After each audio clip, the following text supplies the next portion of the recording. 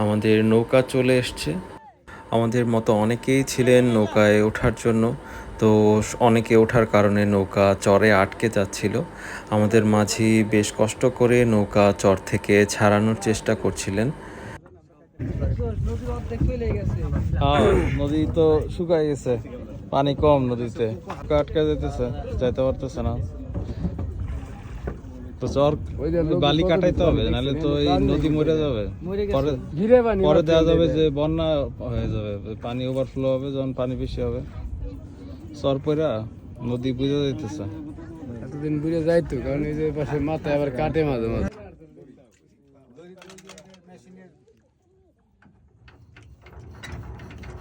আমাদের নৌকা স্টার্ট হয়ে গেল। সো ভিউয়ার্স, দেখা হবে আগামী কোনো ভিডিওতে। সেই পর্যন্ত সকলে সুস্থ থাকবেন এবং অনেক অনেক ভালো থাকবেন। আল্লাহ হাফেজ।